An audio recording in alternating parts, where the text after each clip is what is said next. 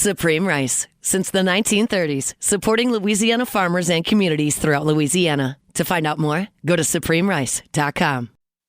Live at lunch. You are looking live. Live at lunch. Live at lunch with Ott and Hanny on 104.5 ESPN, Baton Rouge. What the hell's going on out here? Now, here's Jimmy Ott and Charles Handegriff. Yeah, for some reason or another, you sound a little taller on radio. Is it live? Is it live? Is it live? Is it live? Is it live? From Iverstein Farm Butcher here on Perkins Road near Essen. Welcome to the Wednesday edition of Live at Lunch. 104.5 ESPN Baton Rouge. Charles Handegriff, Jimmy Ott. Jordan Kitchen's back in the studio. Glad to have you with us here this morning. Beautiful day here in Baton Rouge. The weather warmed up for you, Jimmy. This is way. I couldn't believe. Went to the fitness center today, and I got out and like, what? A day? Huh? You lived here long enough. I know, but golly, Charlie, pretty drastic, huh? I mean, in a good way. It's good. Yeah, and it's going to be. We're doing a little positivity, man. Well, positivity. Oh. Our friends here at Iverstein are on. I was glad to see them on the front page rather than some of the other things I've seen on the front page this week. The front page of the living section, a beautiful little piece about Baton Rouge's one butcher shop. Full animal butcher shop here. What they do here is unique. It's an old food, an old time butcher shop. Now it's Iverstein Butcher now because the farm in Kentwood is no longer but that's where it originated. Yeah, the family farm in Kentwood, and Galen learned it from his dad, and how to butcher up meats, how to raise them. The grass fed.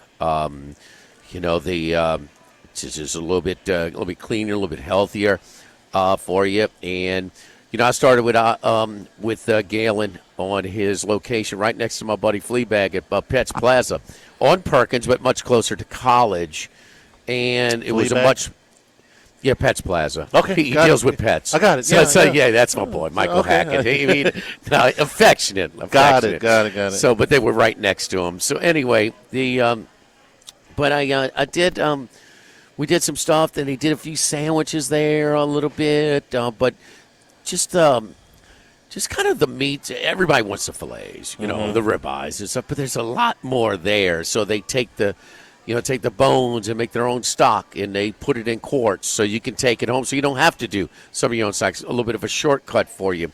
Different lards and stuff like that to cook maybe some of your vegetables and give it a little bit of that southern flavor, but all kinds of different homemade sausages, the butcher burgers and stuff. But then they moved here because they were growing and moved down the street on Perkins just off of Essen, and then they turned it into a little cafe as well.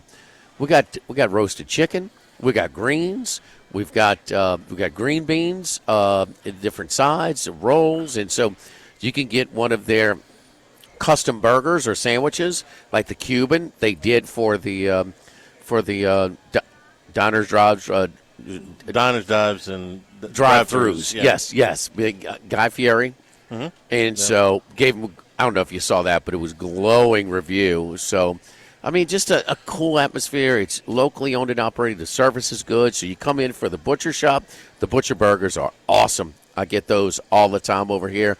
Chicken, pork, whatever you need over here. Sides that are available that are prepared in-house. So the stock that they have. So just a little bit of everything to help you cook. And it's got the fresh breads from the St. Bernard Bread Company. So a little bit of, it's just a locally owned old school place that's kind of turned into a multi-purpose cafe that a lot of people come and get sandwiches or plate lunches gourmet for lunch. Hot dogs. Yeah, the gourmet hot dogs too. Because those hot dogs, and they sell out very quickly during those summer holidays, whether it's Memorial Day, 4th of July, or Labor Day. And I did them as well. And it's just not, you don't like the ingredients of a lot of the store-bought hot dogs, you're not going to get them over here at Iverstein. So, yeah, and featured today on the cover of the living section of the today's Advocate. So, and just talking about the same things that I talked about. And, of course, holiday season is just around the corner, and so they're doing a lot of the turkeys prepared different ways. So, keep them in mind Thanksgiving, for your holiday cooking. Yeah, 2 weeks from tomorrow. There we go.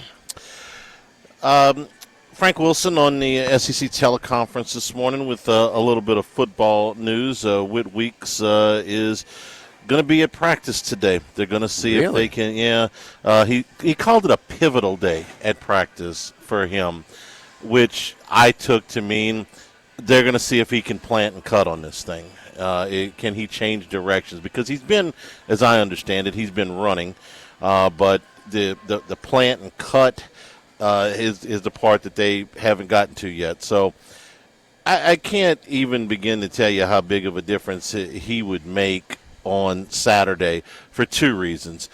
Number one is Taylon Green, who is a nightmare when he gets going. Frank called him on Monday, maybe the most dynamic of the running quarterbacks that they've seen so far, and I would have to agree. I thought that the way he described it as a gliding run that he can separate from people, maybe not as elusive as or as physical as a Diego Pavia, but faster and able to make plays that there's just not a whole lot of quarterbacks can make. Now, on the other hand, he is inconsistent. I've called him, I think for 2 years, Jimmy, the most dangerous quarterback in the league because when he's on, he's as physically gifted as anybody there is. He does go through more patches, though, of inaccuracy and things like that. Keep in mind that guy from South Carolina now. Yeah, and he's more physically gifted because he's got bulk, too, and he's just as fast and he's stronger. See, I think Green's faster than Sellers, but I give you that Sellers is certainly the bigger, more physical player. I mean, we can't talk South Carolina. We can say this is the most physically gifted guy, and then we get this guy who's the most physically gifted guy. Let me say he's the most fastest. He's more of a track. He might be. He's more of a he looks like he's got a track fluid stride. Mm-hmm. He can fly. There's no doubt. He's not, but he's a little bit straightaway speed. He doesn't have that shake that a Pavia has. No, he doesn't have that. But he can run away from people. You remember? Yeah, man. You remember? No, he's 25 years ago, Matt Jones, who had great straight line speed, and he was a kind of a glider too. He was a tall kid. Very much so. Yeah. He was legit 6'6". He was drafted as a tight end. This guy's got size as well. But I was going to say Jones because he's not as thick as Jones. Taylon Green's not going to play tight end in the NFL. He's going to play quarterback. We'll see if I can do it. But you say inconsistent, and he's gotten a lot more consistent under Bobby Petrino. Yeah. And so still a little bit inconsistent. But Marcel Reed can plant his foot. He may not be quite as fast, but he's got a lot of speed too, as we saw. And Marcel Reed could plant his foot a little bit better than Taylon Green. Pavia's got more of that elusiveness, but not a ton of straightaway speed. So, yeah, a lot of different little nuances of these running quarterbacks in the NFL. I was watching NFL, the SEC.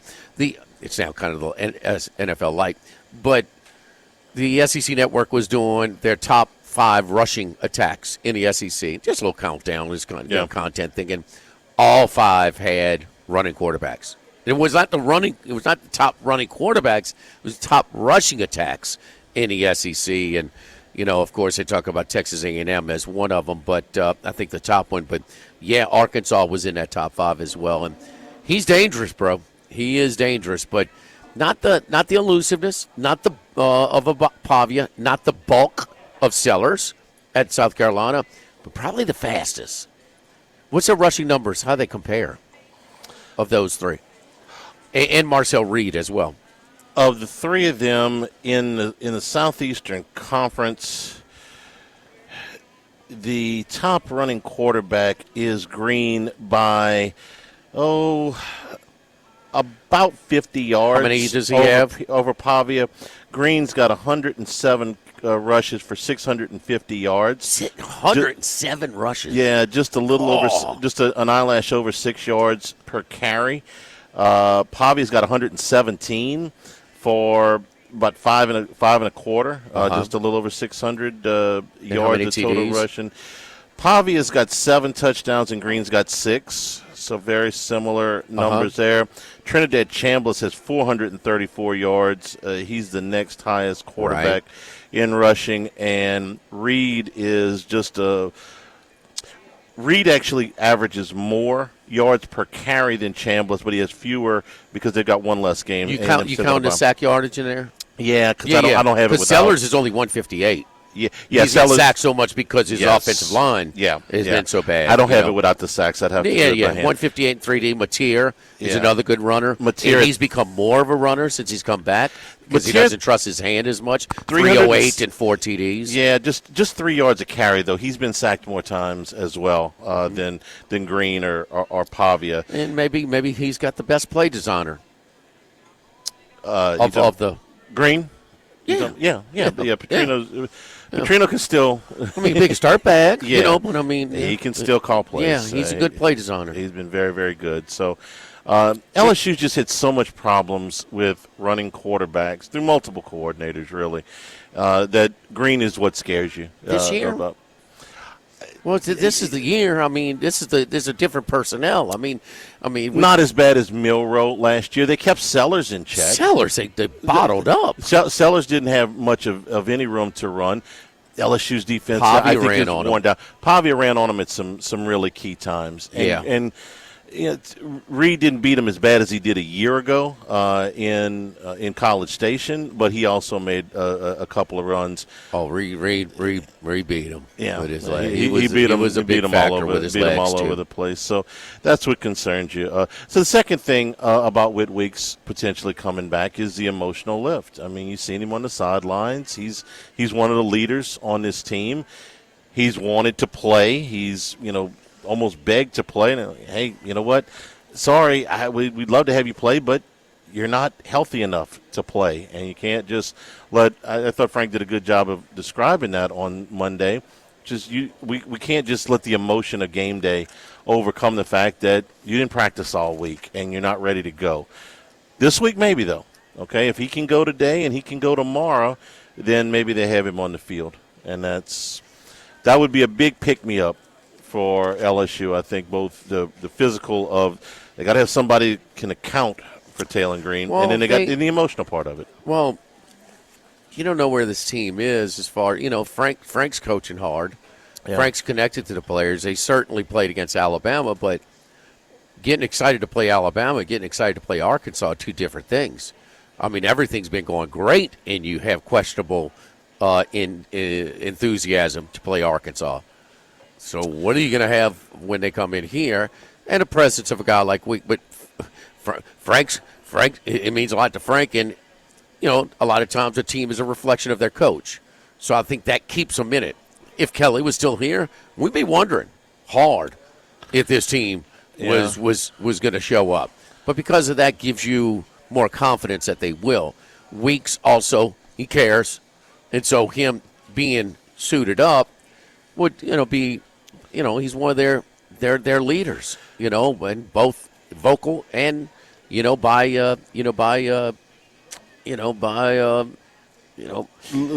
example in by a lot example of cases as well. So it's just those type of things, because Charlie, there's times when we've sat here with LSU's, and we're like, Arkansas, the boot, big, shiny border war.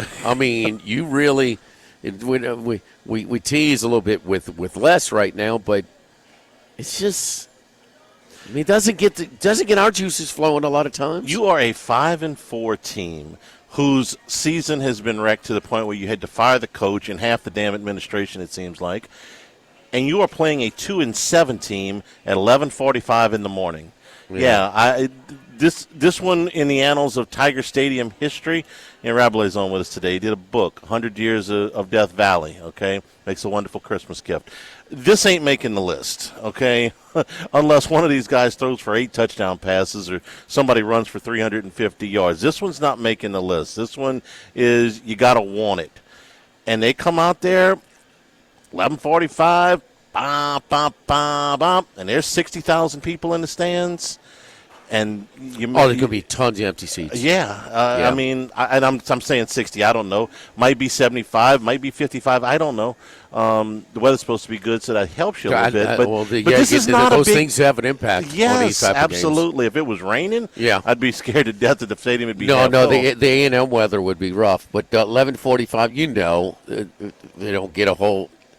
And they're not playing for what we thought they'd be playing for right now. Not even close. No, they're playing. You're playing for a trip mostly to Tampa or Nashville or Houston. Well, okay, who cares?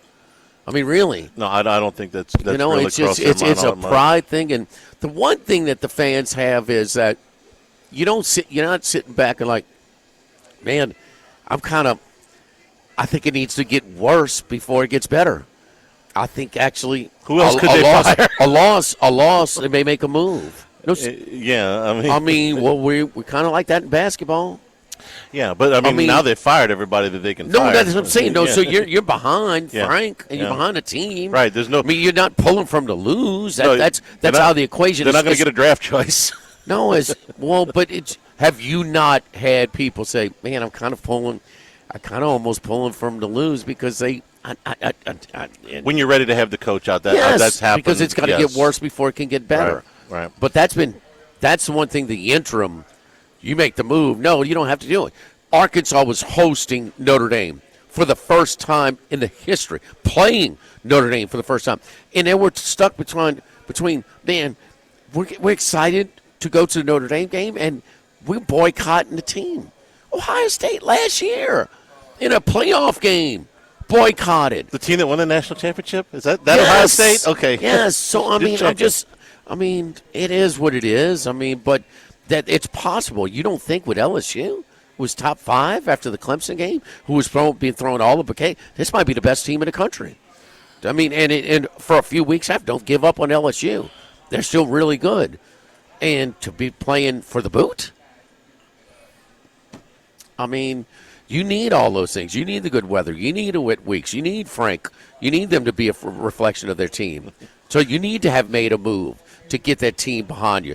Were you in the stadium for the Rohan Davey game? The Hal Hunter game? Yes. They made the move. It was a light crowd. It was a light crowd. It was a Friday. It was a Black Friday game. But still, it was maybe 55,000. But they were in it. They were very much in. I had to leave at halftime to go do a high school game in Abbeville. I remember that day very. I watched the first half in the stadium and listened to the second half on the radio, so I remember it very well. So here's how you order your turkey from Iverstein Butcher over here on Perkins near Essen. You go to iversteinbutcher.com. iversteinbutcher.com. Go all the way to the right. Click on Holiday Order. So orders have to be in by Friday, November 21st. And then you schedule your pickup time anywhere from Saturday the 22nd to Wednesday the 26th. Not available for pickup on Thursday. You click on your time anywhere from 9 a.m. to 5:45 p.m. in those days. So you can and you go through it. You can the pasture-raised whole Thanksgiving turkey, the whole smoked turkey, the boneless turkey breast, the bone-in turkey breast. You can do a Thanksgiving pork, do the bourbon ham, the boneless pork loin, whole roasted pig, Thanksgiving pork crown roast, or the pork shoulder. So all the different beefs that you want, lambs, sides, and you just go down and scroll down and you do it online. Desserts are available as well. So go to iversteinbutcher.com. iversteinbutcher.com. Pick up November 23rd, 10 a.m. And, wow, that's just one that I pulled up. But turkeys, pork, beef, lamb, sides, and desserts. iversteinbutcher.com. Live at Iverstein, live at lunch, 104.5 ESPN Baton Rouge.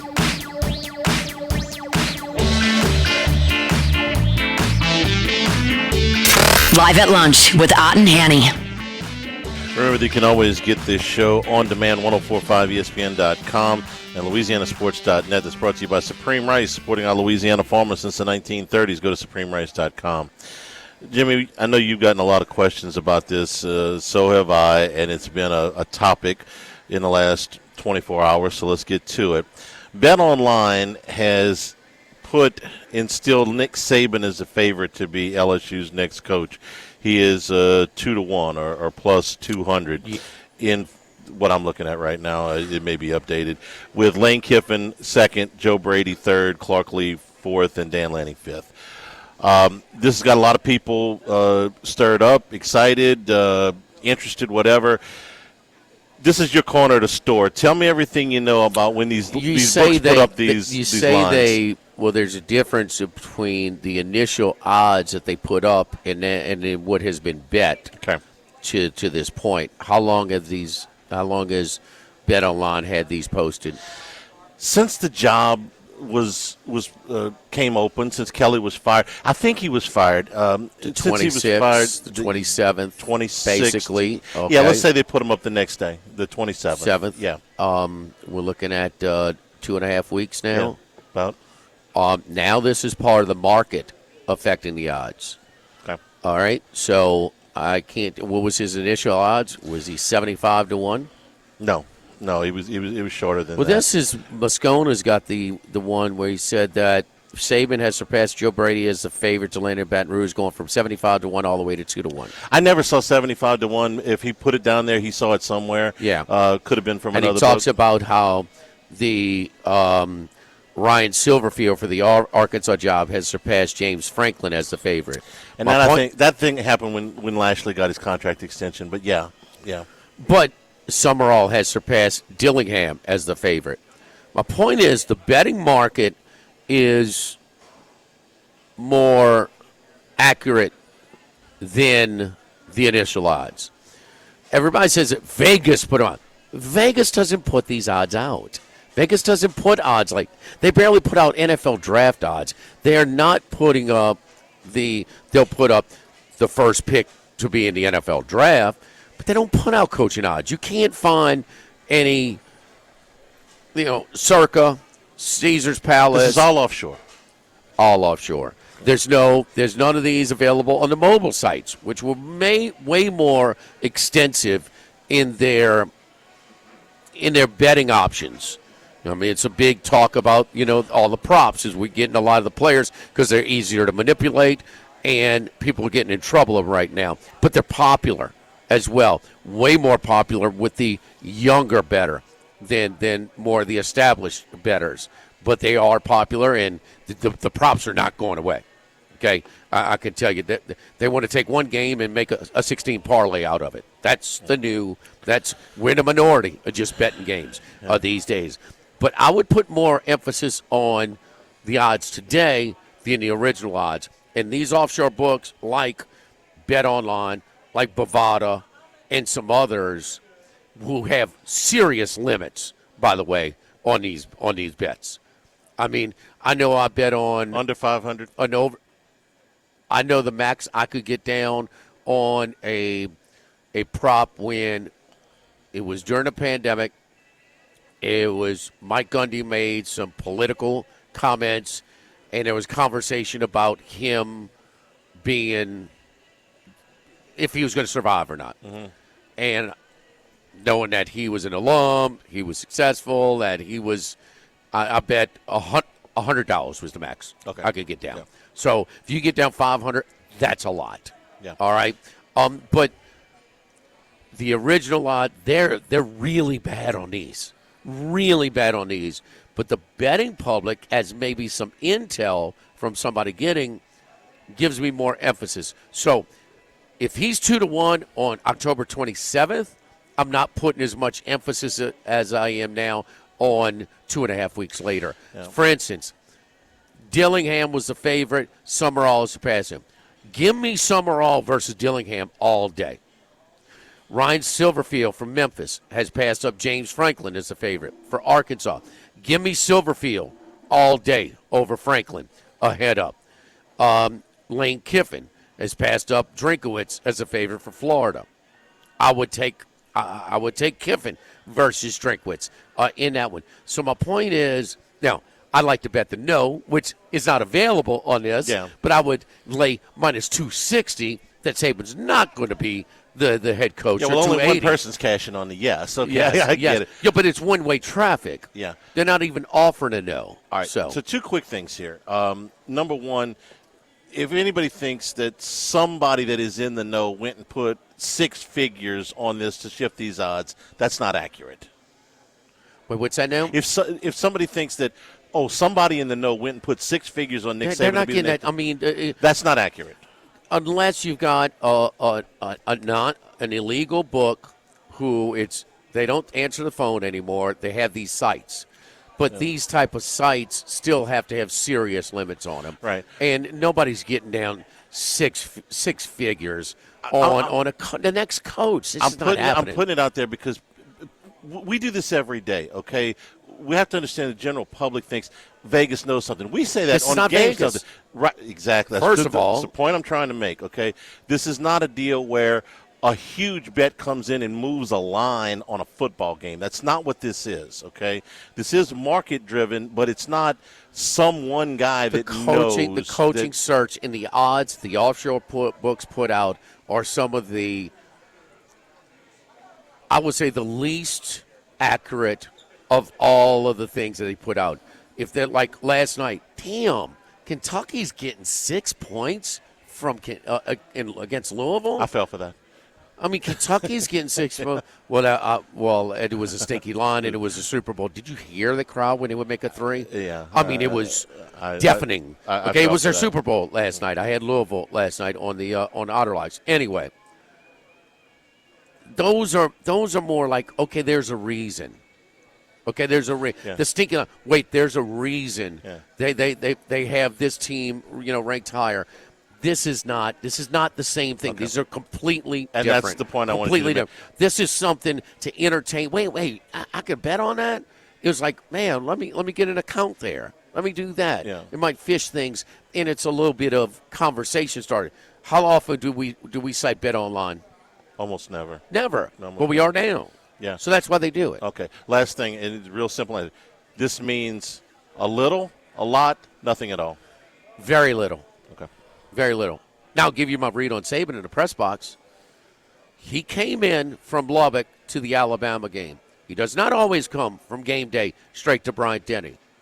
He was coming to watch both of the teams that's the common denominator. Big game, yeah.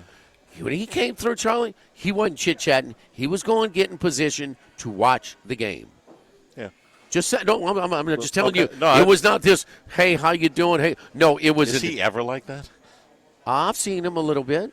Maybe since he retired. Okay. Yeah. Okay. Yeah, I've seen him. He ain't usually chatty is what I'm saying. I'm just telling you what I saw. It was more, get me to my spot. I got people around. Do not let people come up to me and chit-chat.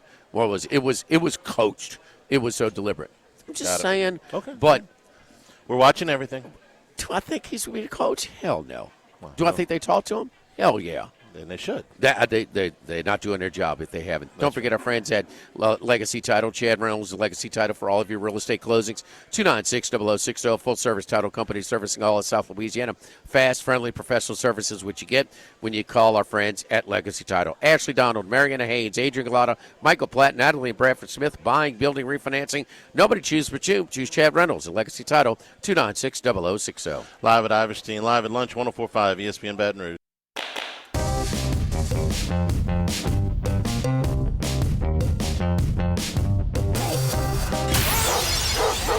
Uh-oh, they let the big dog out. Boom! Out of nowhere. It's time for the big dog, Randy McKay, with his best picks. Big dog, how you doing, buddy? Not too bad. Travel back from Colorado now, and I'm in Nevada. Going to head back down to Arizona today, so a little stop here in Vegas before I head down. Okay. In Las Vegas. What comps you picking up there? What bonuses you hitting up? Where you staying? Who's providing a pillow for you? Then you stay at Vegas right now. Yeah, just at my normal place here, across from the circuit here in the Golden Gate Suites. So enjoying that a little bit, and was just over there for a little breakfast, and head back to do the show here. Those Golden Gate Suites, huh? That's pretty nice, huh? Yeah, they're nice in the back here, nice and quiet. And sometimes it's hard to find quiet when you're on Fremont. No kidding. True story. No kidding. What about 3 o'clock? Should we be aware about diving in, and also the higher than usual activity before the trade deadline? And in Major League Baseball, the bookmakers hate it because the better teams, the public bets the better teams. I mean, they're betting the Dodgers. They're betting against the White Sox every time, or the Rockies. They're betting against them every time. And, well, the Rockies just got worse. The few players that the White Sox had, they got rid of. And now you got the Dodgers, and the better teams picked them up. 3 o'clock with the favorites in the overs. I mean, it was a massacre for the house. And so a lot of times we like to be on the side of the house. Is that guard against maybe going with some of these weaker teams as they've just gotten weaker? I just think it was a short sample size there where where all the matchups just kind of worked out there. If you're betting favorite and over, I think it was just a short place here because we know NFL is a week-to-week situation here. It's a new quiz, like I call it, a new quiz every week. You just got to try to make out the new test every week because each matchup is different. So, there might be underdogs that bark this week that didn't bark last week. Gotcha. All right, I'm looking at your picks this week, and I'm guessing, let's see, of the 32 teams, who would you bet on the lucky meter? Who is the luckiest team so far in the NFL? Well, of course, number one would probably have to be the Bears with all their lucky late comebacks and screw-ups by the other team. That would definitely have to be number one. As far as number two, that would be a little tougher one to find. I suppose you could get up a few teams here. I don't think New England's been that lucky. I think they've kind of deserved the wins they've gotten. Are we going to call Denver? Are we going to put Denver in the lucky column or the? Oh, they got to be in the top five. Yeah. Good, Charlie. Yeah, there's another one. Yeah, Denver with their debacles by the other team and them lucking out at the end. Of course, they did get one kind of taken away from them against the Colts back in the day. The Colts maybe even up there too. So Charlie gets a prize. Tell them what they won, Johnny. He gets a new Golden Gate suite next time Randy's in town. Look who's yeah. Speaking of which, the Vikings are at home again. They opened up with the lead, and then Baltimore kind of took over in that one. Still had a late chance maybe to cover. Didn't happen, but they're at home -3 against those Bears. Yeah, 2 games here where we have a matchup that we already seen so far this year, and the Vikings won this game earlier on a nice 27-24 fourth quarter comeback against the Bears. Minnesota, of course, I'm going to come back on them after a messy game where they had a lot of penalties and a lot of bad turnovers and a lot of, they need to clean up these mistakes. I don't think this Bears defense is going to cause them too much problem, of course, as the Ravens did on offense. So I see them having a fairly healthy offensive game here. And, of course, their defense has caused Caleb Williams to have trouble in the past, especially in this dome atmosphere. So I'm going against a weaker defense here, which is the Chicago unit. So going to come back with the Minnesota Vikings -3 in a big divisional matchup here with wild card expectations probably out of both teams, if not slim shot for the division. All right, the Panthers, after getting Well, they go to Lambeau and get a win, and then they get beat by double digits at home against the New Orleans Saints. Tyler Shuck looked good. Is this a easier quarterback for the Panthers defense to face? They go to Atlanta to take on the Falcons. Carolina destroyed was it 30-0 earlier this year in Charlotte? Carolina's plus 3.5 at Atlanta. Yeah, that's another matchup here where we got two teams that faced each other, and of course they got that surprising upset, 30-0, blanketed them. You got 5-5 Carolina versus 3-6 Atlanta. I'm mostly going against the schedule spot. You know, I like to go against some scheduling spots. Atlanta, this underachieving Atlanta Falcon team, coming off an overtime loss in Berlin and then having to come back to America and play their, one of their division rivals at home isn't a good, why they didn't take the bye in this spot like they're offered makes no sense to me. And, I think we're 2-0 so far in this same situation. So I see this getting the points here with Carolina, even though it might be a little bit of short of points from, most people's models probably have a little higher, 4.5 or so. But this Carolina has a much improved defense, which I definitely like. And I don't think they're going to lay a clunker here in Atlanta like they did last week. All right, man. We got two really, really strong games. These are two of the three that were the culprits that destroyed their teams in the 3 o'clock games on Sunday. Seahawks and the Rams is the first of two. This will be the first of a home-and-home series here. Rams at home in Los Angeles, 2.5 3-point favorites over Seattle, who's destroying people right now. Yeah, you got both teams kind of destroying people as well. You got 7-2 versus 7-2 game of the week here. The Rams have dominated Seattle lately in this matchup, and I think I have the more healthy injury report here with the Rams, so I'm going to lay the number. Adams is questionable, but it sounds like he will play there. And let's go back to Sam Darnold in his last few games against this Rams team, especially last year. He lost to the Rams during the regular season. There was a controversial face mask at the end of the game that might have gave the Vikings a chance, but he didn't play well in that game. And then, of course, we go to the playoff game where he just got torched by this Rams defense, and, the Vikings got dominated in that situation. So he might have a little, like he always said before, he has a little ghost in his head. Maybe he has a little ghost in his head with this Rams team. So this might be a tough matchup for him, and I see the Rams getting the victory here, and then we'll have to wait and see when they go to Seattle to play. That'll be a different matchup, and we'll see where the two teams are in that matchup. But I like the Rams laying the short price here. What's your thoughts of Tyler Shuck's performance against Carolina? Yeah, very impressive. He actually played pretty well against the Rams a week before, I thought, even though they're outmatched against that Rams team. So, he showed some maturity, made some, decent throws. Looks like he's got, pretty good repertoire there with Olave. So maybe that's a combination to, that Saints team can work on.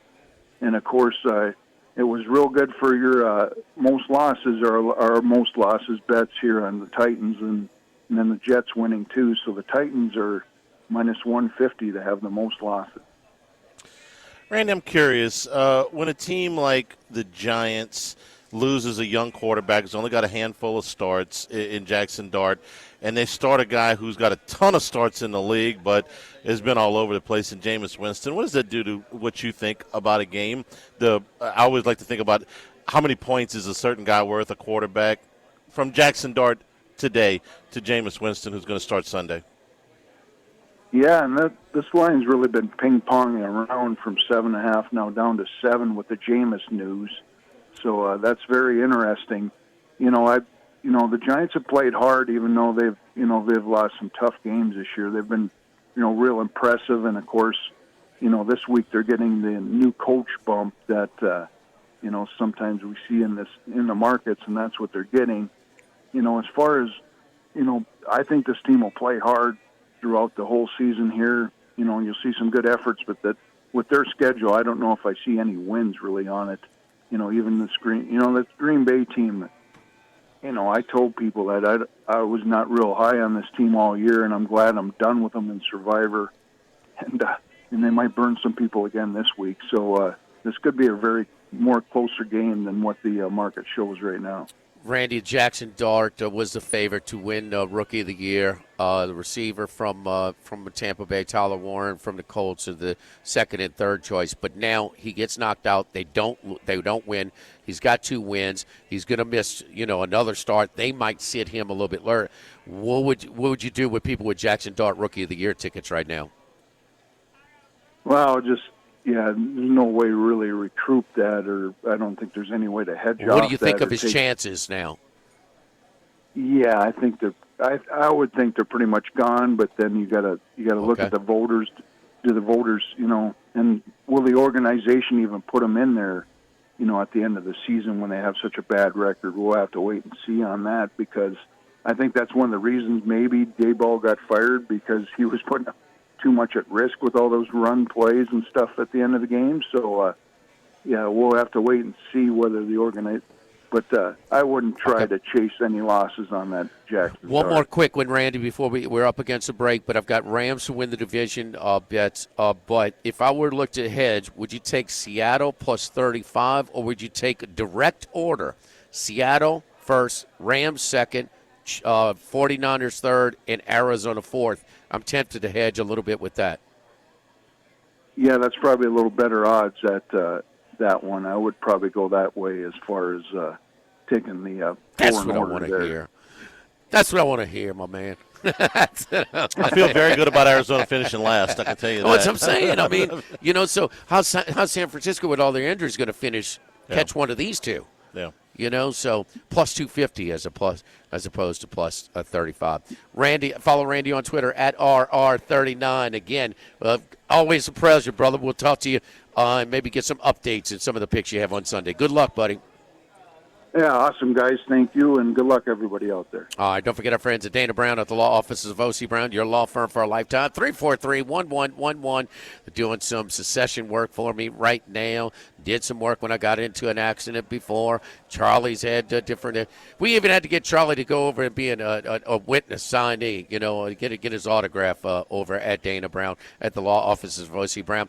Always a pleasure to deal with as a team, whether it's Susan, whether it's David, whether it's Chris, all of Miss Patty, who's been there forever, and of course Dana. So always pleasant to deal with his long-standing staff, and of course former district attorney O.C. Brown, his dad, started this generations ago, and we're just continuing that great service for Baton Rouge. Take advantage of that initial consultation at 343-1111. Dana Brown at the law offices of O.C. Brown, your law firm for a lifetime. Live at Iverstein, live at lunch, 104.5 ESPN Baton Rouge.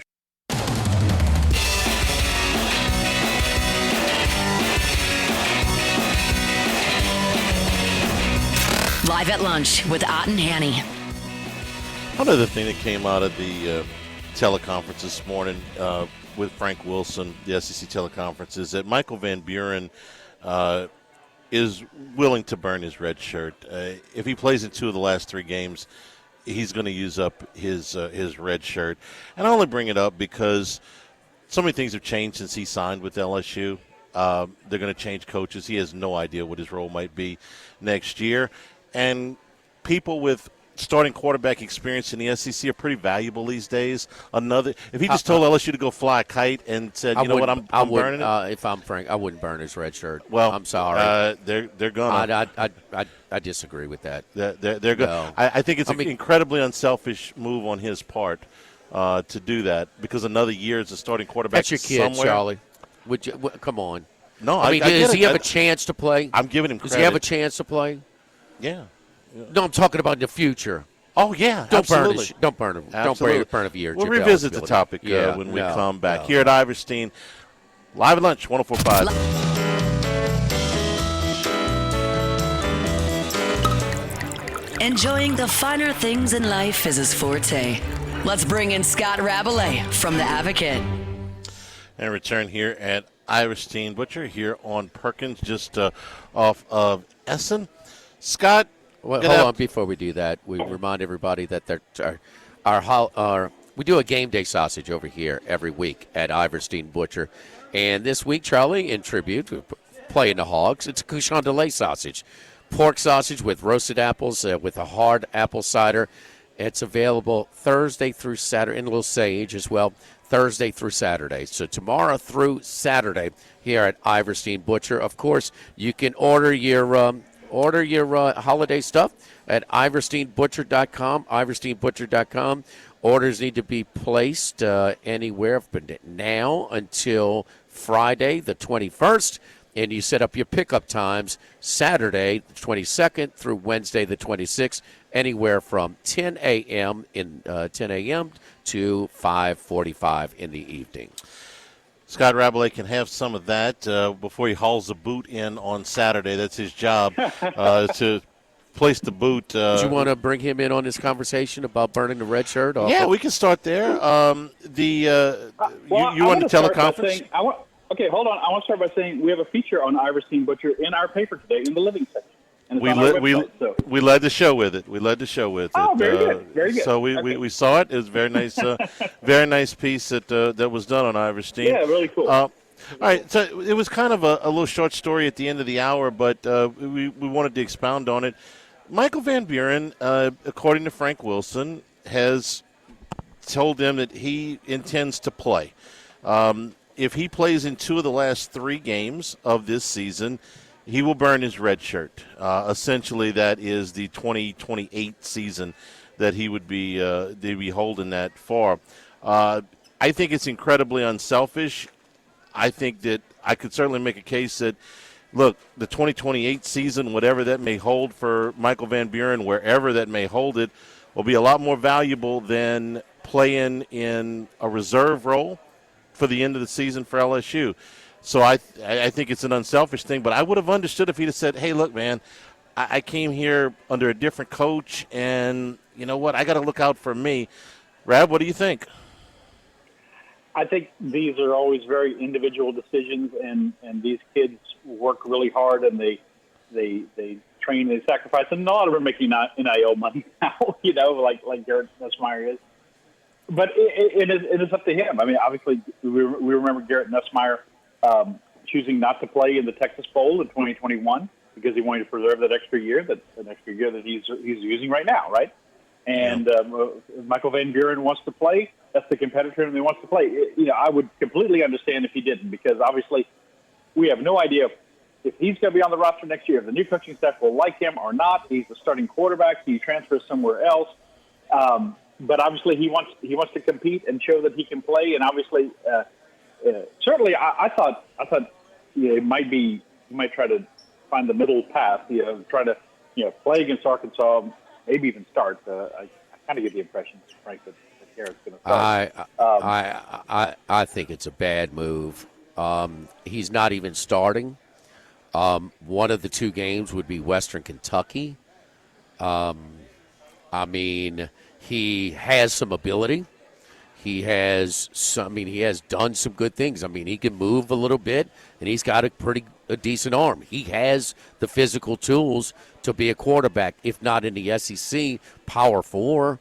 And I think he could be. I think he's got more ability. I mean, he might give LSU more of a chance than Nussmeier right now. I mean, a lot of people believe that right now, especially with the offensive line issues, because he certainly can escape more. But to give up a year of eligibility, that was my kid. No freaking way. Scott, you think Frank is leaning towards starting him on Saturday? Is that the impression you got this morning? No, I got the impression that he's leaning towards starting Nussmeier. Okay, that's what I thought. Yeah, but he said again that both quarterbacks will play. He said it on Monday. He said that this morning. So that they're expecting both quarterbacks to play. So a significant role, certainly a more significant role than he's played in the past for Van Buren. I'd lean to starting him because I think you need, against a defense as bad as Arkansas, you need to put as much pressure as you can on him, and as weak as LSU's offense has been. You got to plan on scoring 30 more points this game than you've done against any Power 4 opponent to win this game. And if that's important, then I think he should start and play a significant role. But we'll see. I will say this. We asked several players. We didn't have Garrett Nussmeier interviews yesterday about how has he been in practice and what has his attitude been like. And they all said a couple of them said he's been a pro. he said Garrett's a pro. He handles his business. He's still leading. He's still our captain, and or one of their captains, and has had a very good attitude in practice. So it's certainly a very interesting dynamic. Obviously, it's not really the biggest story out there, concerning LSU, but it's still very interesting to see how he approaches it and how Michael Van Buren approaches it. And you can make a case for everything. You can make a case for either of these guys wanting to go full forward or shut down. I understand what Jimmy's saying, and if it was my son, I might advise him the same way as Jimmy's saying, but I respect Van Buren's decision to want to play as a competitor. It's completely different from the SEC championship game in 2001. We're always going to remember that was Tennessee. That was a conference championship game. He did a hell of a job on Stallworth. I mean, that was you got a conference championship. I mean, okay, the Texas Bowl where Nussmeier said out. Who are we playing? Okay. Kansas State, You think? What are we trying to do? Go 7-5 instead of 6-6? Maybe this year.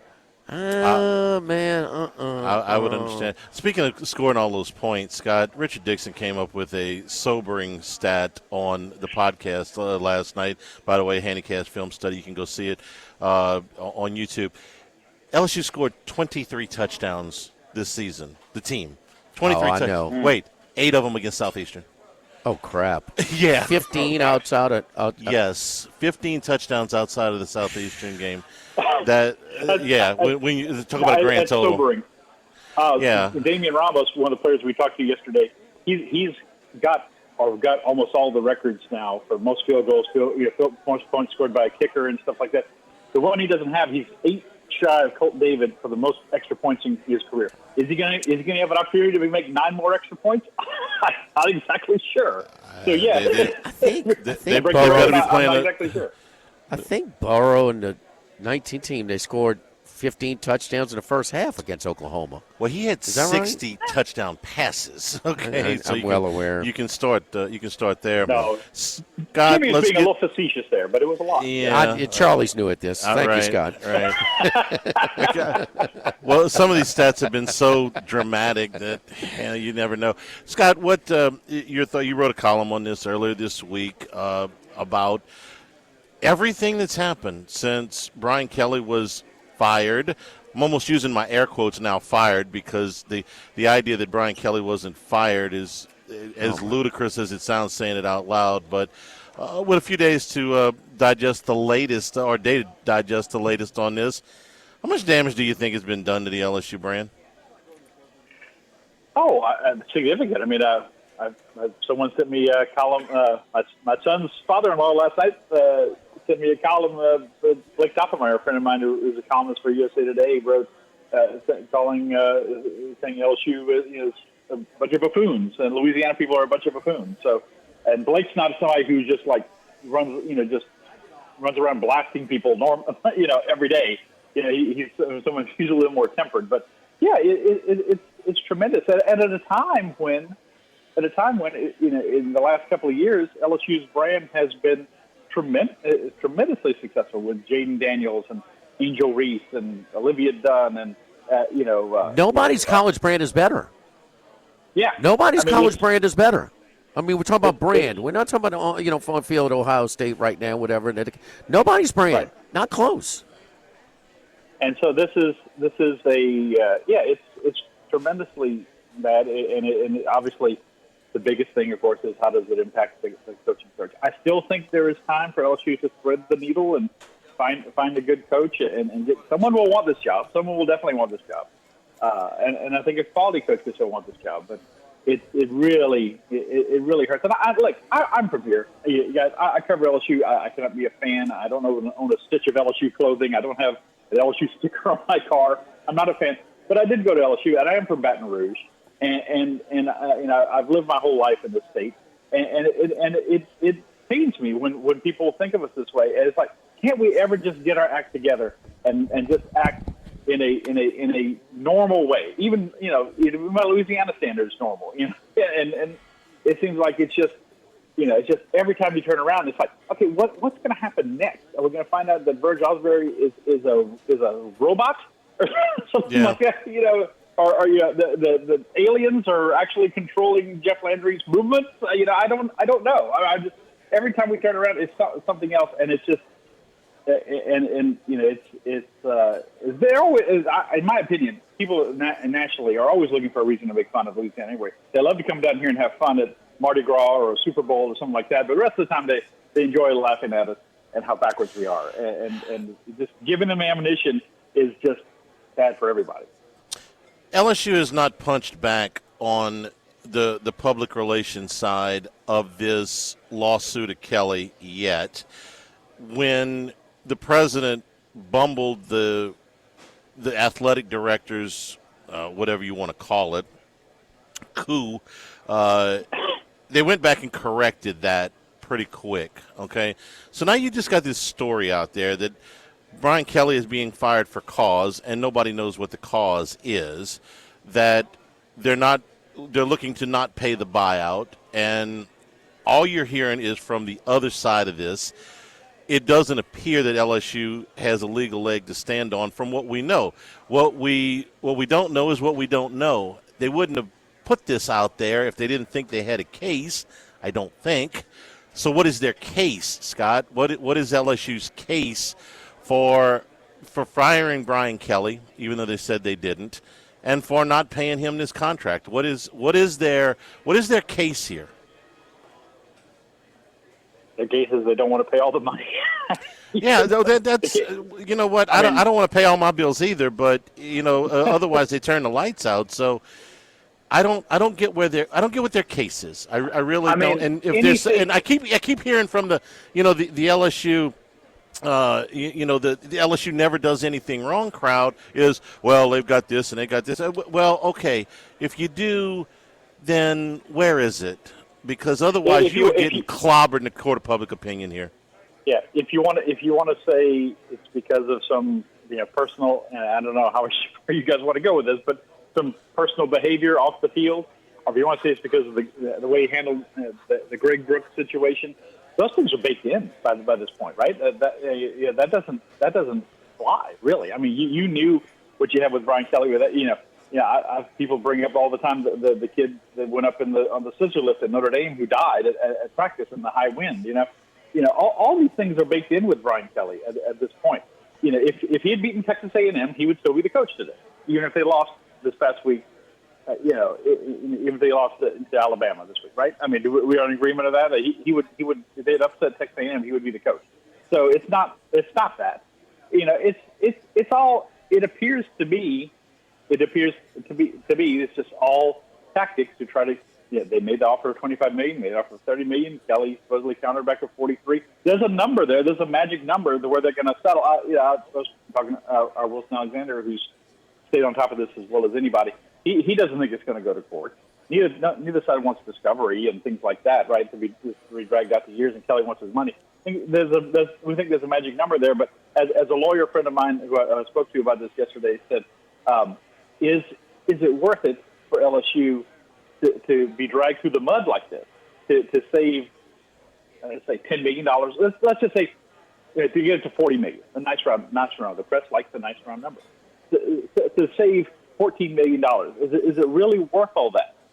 LSU apparently thinks it is, but for the rest of us on the outside looking in, it seems like it's a bad math. Okay, so here's kind of my spiel on the negotiations. Like, why would Brian Kelly negotiate? Because there is a number that you get to that it's worth more to have it in your hand than to have it paid out between now and 2031. Whatever that number is that he thinks he can make on the interest, okay? I mean, this is a math problem for his financial advisors at that point. So that's why maybe he's willing to negotiate, and that's before you decide if he wants to work again. If he does want to work again, and I don't think that he does, and I think that they put that out there just to satisfy the clause in the contract that, well, he's looking for a job before you guys trashed his reputation. Now he's going to be sentenced to golf for the rest of his life. What a shame. There's a number there that, okay, you get to $40 million, $42 million, $44, whatever it is, that there will be more interest accumulated. He can make more money investing that in whatever he wants to invest in that'll get him north of the $54 million before 2031. So that's why the negotiation thing is. The morals clause, I think, is ridiculous, okay? And it's for this reason. Yes, there's a morals clause in his contract. But unless they found out that he was running a casino out of his office the night of the Texas A&M game, and it has to be that night. If he was running a casino out of his office 2 weeks before that, they should have fired him 2 weeks before that. So unless Scott Woodward walked into the football building and, look, Brian Kelly's running a blackjack game here in the lobby, and found out that night and fired him the next morning. Yeah. I mean, where is your morals clause, okay? They fired him because he lost that game in an embarrassing fashion on top of the games that he had lost before. They didn't fire him over any damn morals clause. And I'm not a lawyer, so I'm sure there's 50 lawyers out there screaming at their radio going, Handgriff doesn't know what he's talking about. And when it comes to the law, they're probably right, okay? But sure, this we don't know the intricacies of the law. But this looks absolutely crazy to me. Again, you got to look at how does everybody else do this, okay? Penn State fired James Franklin for roughly the same amount of money owed, and they're not going through this dog and pony show. And Texas A&M fired Jimbo Fisher for way more money than this, and they didn't go through this dog and pony show. It's like when I talk about how the Saints handle the salary cap, and I've had people tell me, Mickey Loomis really knows what he's doing. He's doing it a different way than everybody else in the NFL. Yes, and he's in last place. Okay, so maybe the way everybody else is doing it is really the actual way to do it rather than the way they are handling the salary cap. And I feel that way about LSU's handling this contract. Nobody else goes 15 rounds over some clause in the contract unless it's Bobby Petrino on the motorcycle. Well, we had pretty good evidence. The guy showed up in a neck brace, beat all the hell, okay? Something went wrong. And then they found out what happened. Well, unless you got Brian Kelly on a motorcycle, or like I said, with a blackjack deck, a blackjack table in his office, then, man, I don't see it. And I certainly don't see where it's helping anything here. That's my 2 cents on the deal. Right. And to try to go back and the whole thing is just so absurd.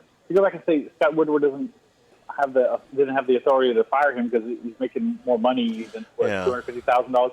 No one said that when he fired Ed Orgeron, did they? I mean, no.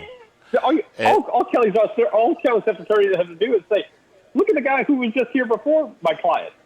He got fired, and they paid him fired a basketball. He fired a basketball coach too. That made news. I mean, you can do all that stuff. I think there's okay. I try. It's just in my nature to try to look past all the kerfuffle and try to figure out what is the end game here. I think there's a number that LSU and Brian Kelly can settle at. I think they're going to remove the what do you call the contingency if he to where they owe him less if he gets another job. Clause. The offset clause. I tend to agree with you, Charlie, that he's not looking to coach again. I think he may once in a while make a call to Notre Dame. Can I have my job back? No. Okay. Well, thanks. No. Call Ohio State. Can I replace Ryan Day? No, you can't. Okay. Well, thanks. Well, I'm trying. Yeah. They won't hire me, and so I think they'll remove that and just pay him that money, and because LSU went. I'm thinking, and you guys tell me if you agree with me or not. LSU went into this alleged firing. You have to laugh a little bit. With the idea that they may have to pay the full $54 million, right? I mean, you go in there you had to go in there with your eyes wide open, not think we hope to whittle him down to half or something like that, or we hope to do this or that again to this figure. You had to go into this thinking that you could have to pay him the whole amount. So, and he was open. He said in the email early on he was open to negotiation. Now, obviously, his threshold. We talked about why. We talked about why that is, and I think that this has largely come from, hey, we don't think we should have to pay him because he did a bad job. Well, that's a wonderful moral thought, okay, that you should be paid based on what you accomplish. It's not how college football contracts work. I wish it was, okay. I think the world would be a lot fairer place, but that's not how it works, and you're not gonna change the rules here. on an outgoing contract. Maybe on an incoming contract, but not on an outgoing contract. Scott, appreciate it. We got to run. We will talk to you next week when the Tigers play Western Kentucky. Thanks a lot. All right, guys. Take care. All right, appreciate it. We're brought to you by the Thibodeau Store and the Pierre Part Store, now the LaRose Store and the Lockport Store. Black Friday deals are on the website right now at thethibodeaustore.com. You can get to all of the properties from that one website. Black Friday deals including right now outdoor cameras, your solar-powered outdoor cameras, your security cameras, your keyless entry door locks are on special right now on the website. All of these deals along with a ton of other ones. Outdoor heaters, all the way from the small ones out to the very large ones, are available at thethibodeaustore.com. All of your outdoor cooking equipment is available. Ton of deals to get for you at the Thibodeau Store, 900 St. Patrick Highway in Thibodeau, Highway 70 in Pierre Part, and online, thethibodeaustore.com. Live at Iverstein, live at lunch, 104.5 ESPN Baton Rouge.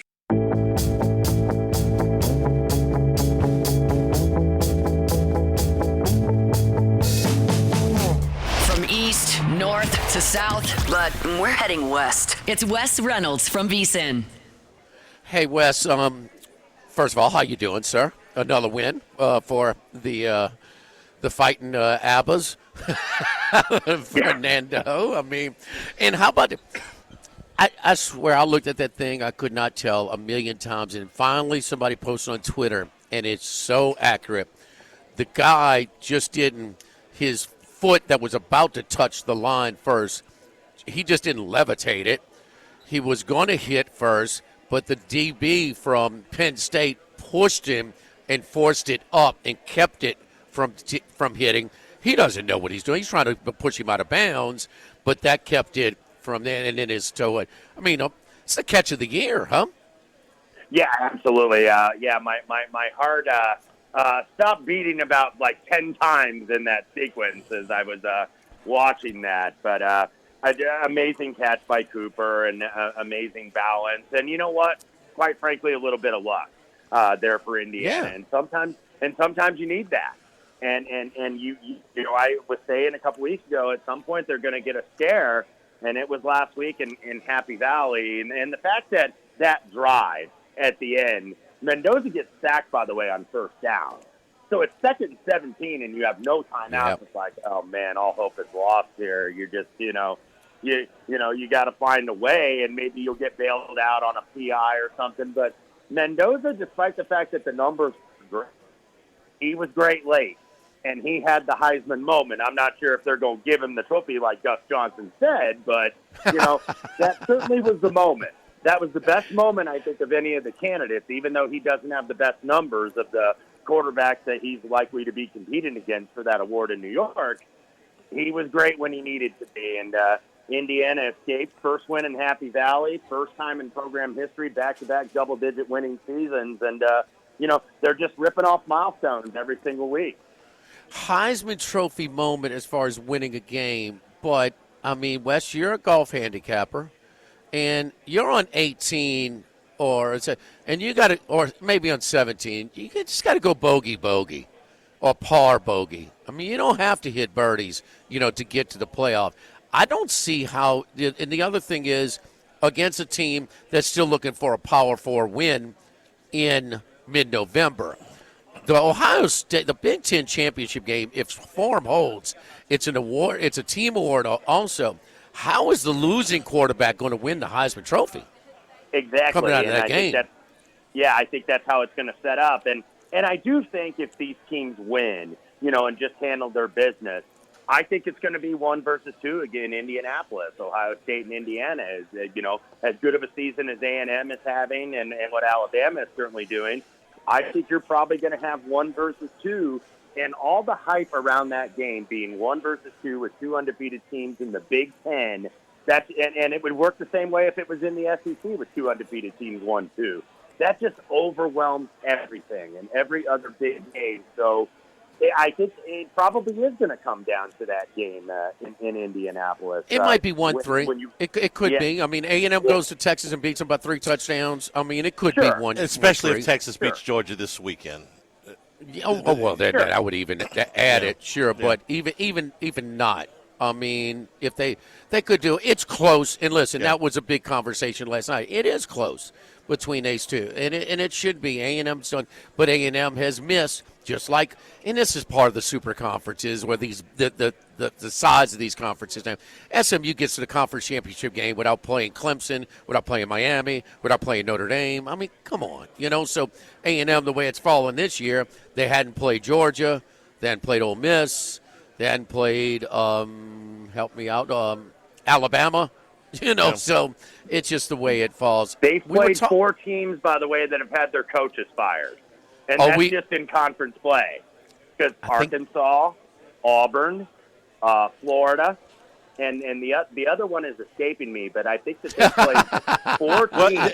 Yeah, but they made us fire him, Wes. He's still being paid on his contract, so you sure right. Officially, right. Yes, I am. Payments are being made. Yes, okay. So they, but we were talking yesterday about the Colts and Daniel Jones, and that's another one that we had some action on. The Coach of the Year between Vrabel and Steichen. A bit of a two-horse, at least they're in the front right now. This league changes, it pivots very quickly. And certainly Vrabel has the easiest schedule the rest of the way. And that's just data based on this the win-loss record this year. But going back to training camp, going back to preseason, and remember those preseason games where, like, okay, they're going to rotate, but they're going to play both in this game. And then it was the same thing in preseason game 2. They just this different rotation. Richardson would start or whatever. But do you remember who the favorite was or who you thought was going to win before that first preseason game in training camp between Jones and I believe Richardson? It was Richardson. Yeah, I believe it was Richardson. It kind of went a little bit back and forth, but you knew when they signed Daniel Jones because they said, he's here to compete for the job. And I think that was what the intention was. And then Jones, I think, was a better fit for what they wanted to do offensively. And, now they've basically committed to him with all the trades that they made, especially with the Sauce Gardner trade. You trade away a lot of your draft capital, and Chris Fowler loves that draft capital. He says that every year. But you're committing to Daniel Jones, and, that's a double-edged sword because he's the one that's going to make plays for you, and I think he's better for this team clearly than Richardson. But we've seen over the last couple of weeks the turnover monster has started to appear for Daniel Jones. I believe he has, like 6 in the last 2 games. And part of that is the offensive line protection wasn't very good. It was good over in Berlin. But thankfully they have number 28, Jonathan Taylor, who is every bit the MVP candidate because he compensated for the poor line play in the pass protection and the poor quarterback play. So if Shane Steichen's going to win that Coach of the Year, keep feeding number 28. They have hats on sale in Indianapolis that say run the damn ball. And I think that's what they're going to keep doing with Jonathan Taylor. That's certainly what they should until this offensive line can figure out this pass protection. Back when Carson Wentz was the quarterback in the game against Tennessee, when I was like, wait, I told a friend, I'd say, have you ever seen a sign like this in the stands? Run the damn ball? I mean, with Sandra Bullock holding it, right? They've been having those signs for years with the Colts. We should have had that here a few weeks ago. That would have really helped. All right, Wes. Let's get to your picks. Let's start your best pick in the NFL. Why? Yeah, I've got a couple. I'm going to fade the Bears again. It got there on the late number. Giants honestly should have won the game. But then Jackson Dart gets hurt, and the Bears make that comeback. But the turnover thing continues for the Bears. They are now plus 16 in turnover margin over the last 6 weeks. That's unsustainable. They were plus 1 last week against the Giants because Russ turned one over late. But Minnesota -3 or on the money line for me. And I know the Vikings, didn't really impress last week against Baltimore. Some people thought they might have been a live dog.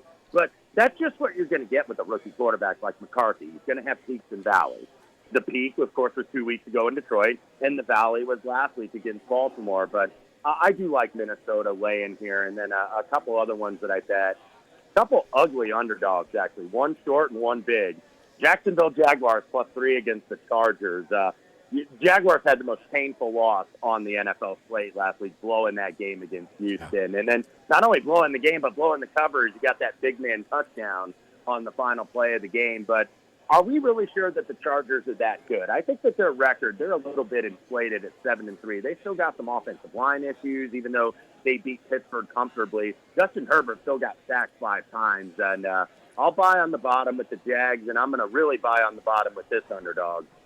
Cleveland Browns +8 and maybe even 8.5 out there against the Baltimore Ravens. They lost to the Jets, who seemingly traded half of their team at the trade deadline. Certainly a good part of their defense. And the Jets still come and they win against the Cleveland Browns. So surely I'm gonna bet against them, right? No, we're gonna buy at the bottom against the Baltimore team that I said they were a buy team because now they're getting healthy and the schedule's getting easier. But I just think 8 is a little rich, and Cleveland has been sneaky good in these spots. Remember, they beat Green Bay earlier this year in that spot. So hold your nose, Cleveland Browns +8 against Baltimore.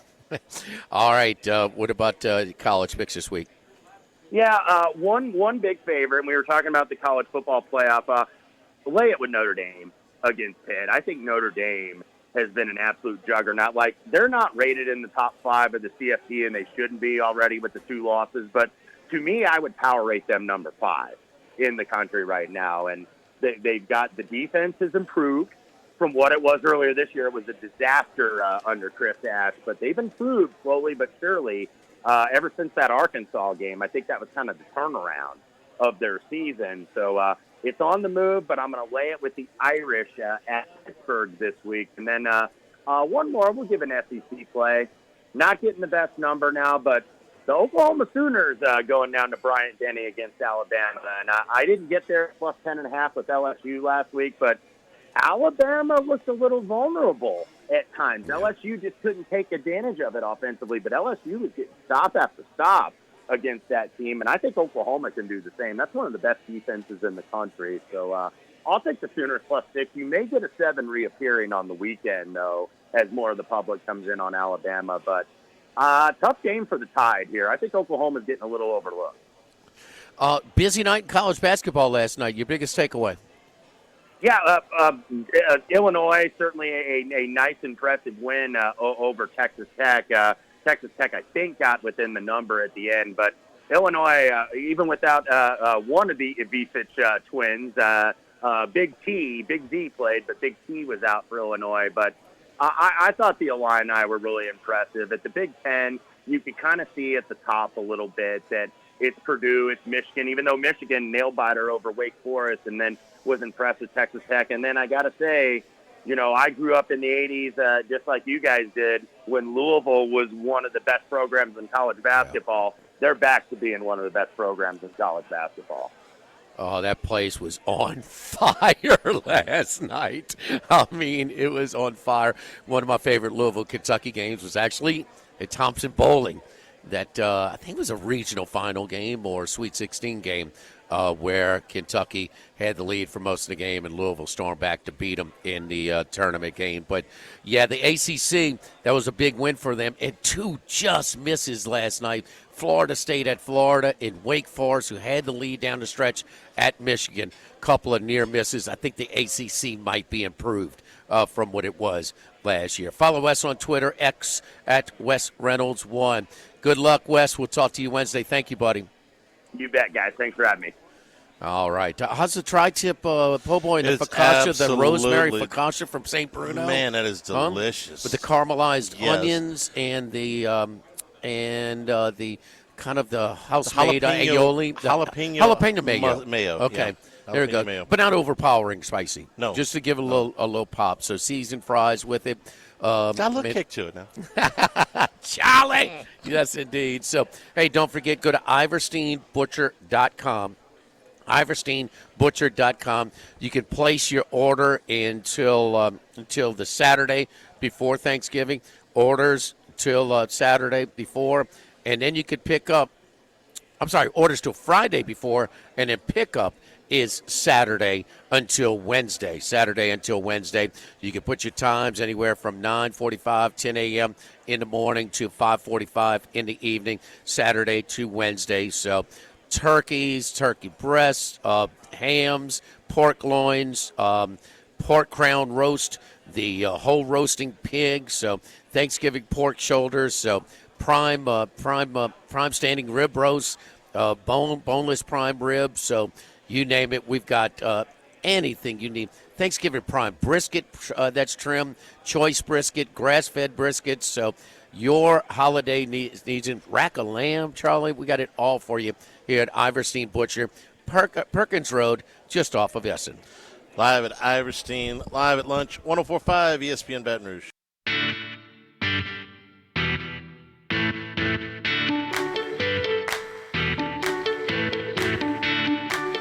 Live at lunch with Ott and Hanny. We return here at Iverstein Butcher on Perkins Road, just off of Essen. Come by and see us, and check out the Advocate today.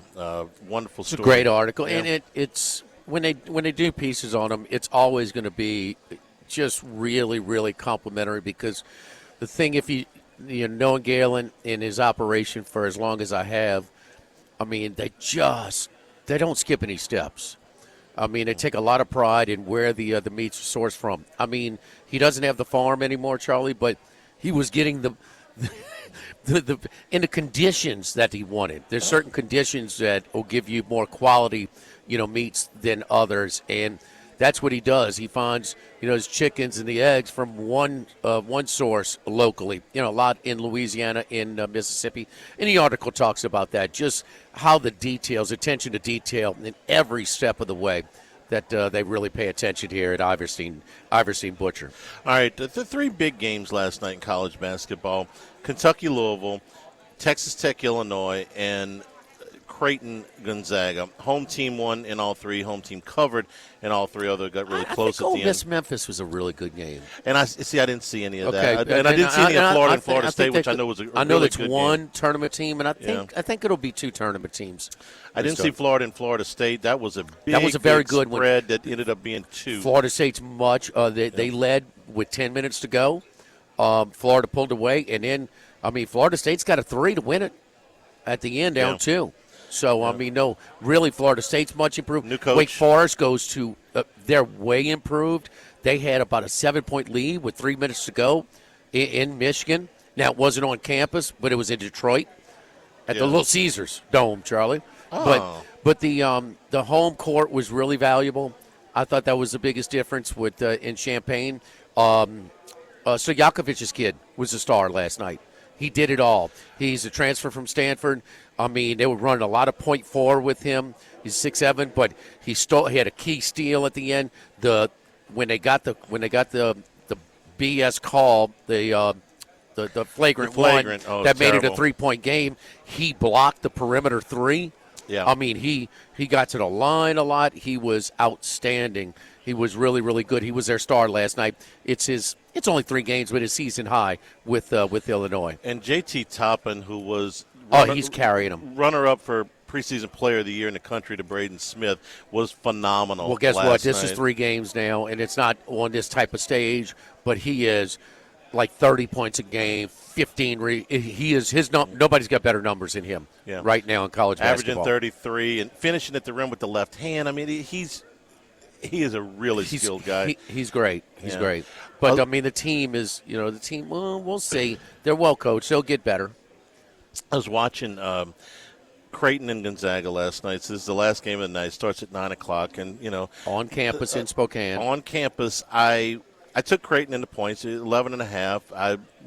We watched Creighton pretty good, and it's late, so I'm kind of fishing, and it's 55-45, and so I'm hanging right around the number. So I'm watching, and I doze off a little bit, and I wake up, and the first thing I see is Creighton still got 45.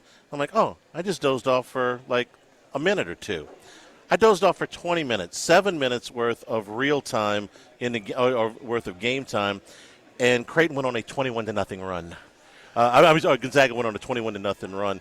Turned look. I always thought Gonzaga was in control of the game, but I thought Creighton might get in the back door. 21-0, baby, 3 touchdowns in a row, and it ends up looking like a blowout there. Creighton did a good job to get EK back. So Graham EK, Their low post player. But Creighton, our friends from Omaha, they're going to miss Kalkbrenner because Kalkbrenner affected a lot of shots. It also allowed them to play the type of defense they wanted, sort of that drop coverage defense where they really get out on the shooters, but they can overextend on the perimeter and contest a lot of threes because they got an eraser under the rim. They don't have that eraser this year. They got a kid that's up from Iowa that transferred, but he's not him. And not just the what you can see in his stats from last couple of years in Kalkbrenner and block shots, but how many shots did he alter? How many shots did they just pull back out when they beat their man and they still get? So Creighton is going to have to score a lot. I just think they're going to take a little bit of a dip down this year. Charlie, I think the biggest individual story, not just with Stojakovic and, the transfer at Illinois, and both of those teams are really, really good. I think they're going to be, Sweet 16 level teams. We're talking about Illinois and Texas Tech, and we'll see. Florida State, we talk about the ACC just missing. Florida State's right there in Gainesville against Florida. We're seeing a little championship hangover for Florida right now. They just don't have all that. They lost against Arizona in Las Vegas, and it really could have lost last night against Florida State. Took all they could to come back and win that game. But I hate to say it, but the story's in Oxford because, they Chris Beard with another year, they should have been in the Elite Eight last year. They blew that game against Michigan State.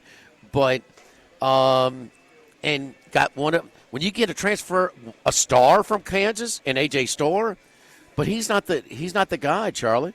It's, outside the U.S., where are the best basketball players now? Europe. What country, Charlie? That's a continent. Oh, France? Yes. Yeah. Elias Carmardine from France.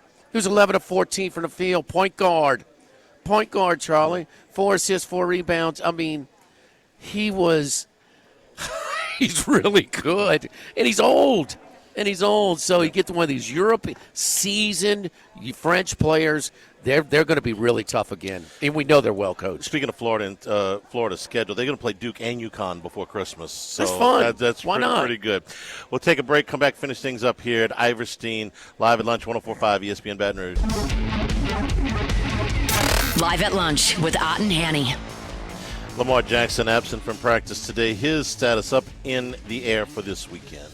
Yes, indeed. Don't forget it. Again, IversteinButcher.com. IversteinButcher.com. Your turkeys, your meats, whatever, pork, beef, whatever it is, sides that you have over here. You can order online. Man, what a great ton of crowd that we had over here for lunch today.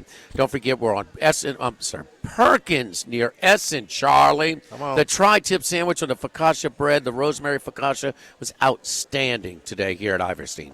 Tomorrow we're at Sammy's on Highland. Stay tuned for Hunt on 104.5 ESPN Baton Rouge.